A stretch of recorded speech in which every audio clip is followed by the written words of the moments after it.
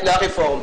Mais cela n'a pas de relation avec une quelconque déclaration des urnes ou quoi, je ne sais pas. Mais faisons d'abord, insistons sur la gratuité de l'enseignement, parce que c'est très important, parce qu'aujourd'hui nous assistons, il y a pas mal de grèves par-ci par-là, et nous posons la question de savoir est-ce que réellement la gratuité elle est effective, ou il y a quelques problèmes qu'on doit nécessairement résoudre pour que la qualité de l'enseignement et aussi nos enfants puissent aussi avoir un niveau comme dans d'autres pays. Mais il faut faire foi à ça. C'est déjà effectif.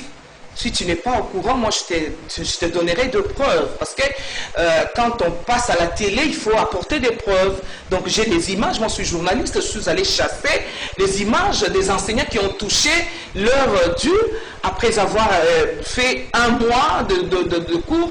En ce moment où nous parlons, les gens peuvent aller dans des collèges, ils vont trouver que les enfants sont en train d'étudier gratuitement. Donc l'effectivité est là. Seulement il faut relever quelques problèmes.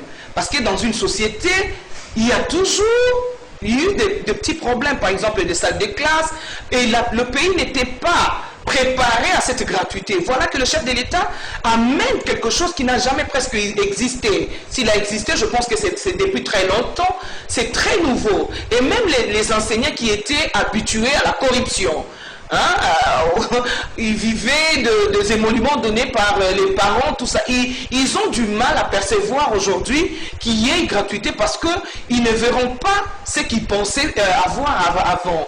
Maintenant, ça crée des frustrations. C'est tout à fait normal, c'est une nouvelle donne. Nous ne pouvons que regarder comment est-ce que ça avance. Et je crois que parler de l'effectivité, je dis oui, nous avons déjà l'effectivité de la gratuité, et déjà là on va penser aussi à aller dans les écoles secondaires. Les étudiants ne me diront pas le contraire, parce qu'aujourd'hui ils ne vont plus payer des frais académiques comme ils le feront les années passées. Aujourd'hui je pense que si vous allez dans les établissements de l'État, ce n'est plus la même chose. Aujourd'hui on n'a qu'un $100, tout le monde doit maintenant aller à l'école. Bravo au chef de l'État, bravo à notre parti, parce que le chef de l'État il vient de l'IDPS que je représente aujourd'hui en tant que chargé de la communication du président AI de l'IDPS. Voilà, mettre fin à ces paradoxes, pays riche, population pauvre, ça c'est tout au long de son discours, le président a épinglé cela. Est-ce qu'on pourra matérialiser cela, on pourra vivre cela dans notre pays? Quoi? Pays. Mettre fin au paradoxe pays riche, population pauvre. Est-ce qu'on peut lutter contre la pauvreté, comme l'a bien dit le président de la République? Mais non, vraiment ça, je salue le discours du chef de l'État, parce qu'il a dit que le Congolais, je vous promets un Congo fort. Ça c'est un concept très fort de la communication. Je vous promets, les Congolais, le président de la République a promis un Congo fort. Un Congo fort, c'est-à-dire quoi? Nous rêvons d'un Congo où les journalistes n'auront plus la main tendue. Où les journalistes n'auront plus la main tendue. Mais la presse aussi essaie comme ça de réclamer. Mais pourquoi est-ce que le président n'a pas fait allusion à la presse et aussi le volet culturel? Vous allez répondre après. Je vais répondre après. Ouais. Donc je vais d'abord à la première question. Très bien. C'est-à-dire quoi? Nous rêvons d'un Congo où les gens n'iront plus en Inde pour se faire soigner.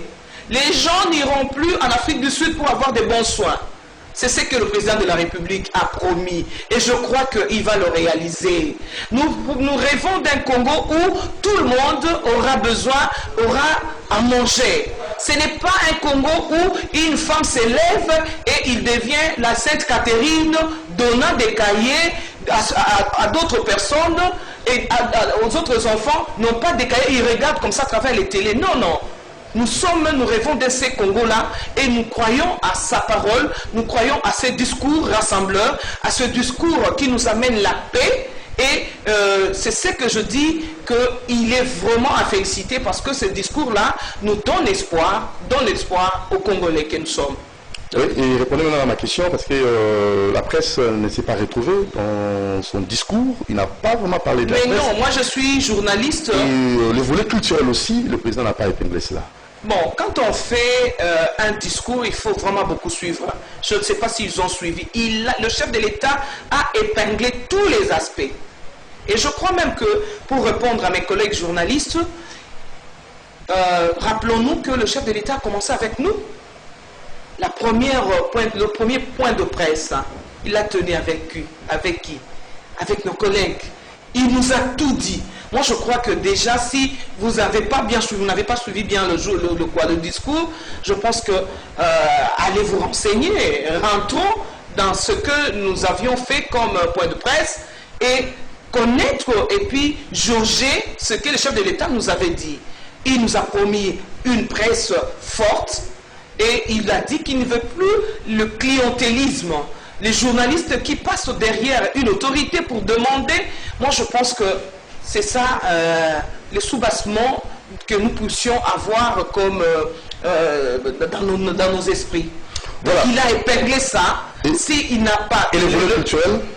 Les volets culturels, non. Moi j'ai suivi. Le chef de l'État a dit que le volet culturel sera vraiment pris en compte. Il n'a pas laissé de côté quelque chose. Peut-être que la personne n'avait pas bien suivi. Question peut-être d'aller jauger dans les nets et avoir tous les discours de chef d'État. Il n'y a pas quelque chose qui a été laissé. 80% des réseaux des ennemis ont été démantelés, donc la paix doit revenir à Béni. Mais nous assistons encore aux tueries. Quelle solution pour éradiquer ces différentes tueries à Béni? Bon. Pour revenir encore au chef de l'État, moi je pense que les solutions ont commencé déjà à être prises.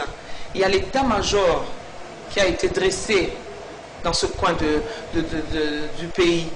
L'état-major est là, l'armée est là, et le général Kassongo donne tout le temps les bilans. Croyons à ça. Moi je pense que je ne peux pas y entrer avec ma tête, mais moi je pense qu'on est là. Donc comme il y a déjà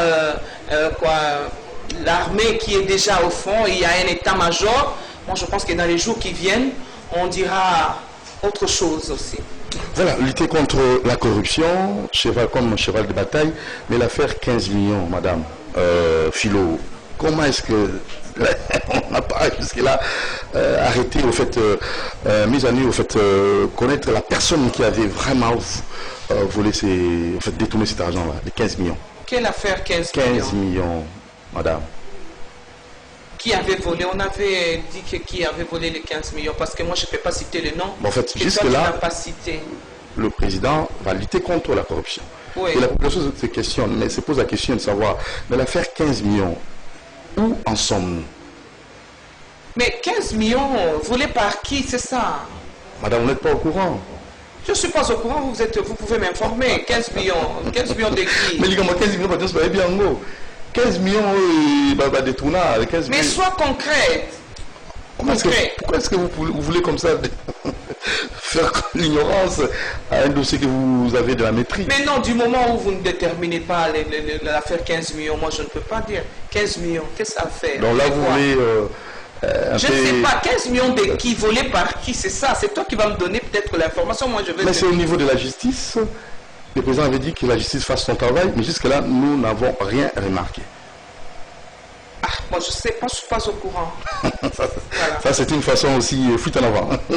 Madame Philo, nous allons continuer. Philo Toulola, Kachala, Mbombo, vous êtes journaliste. Mais il y a un problème. Il y a un problème des sanctions américaine contre les Indo-Libanais, donc une affaire de blanchissement.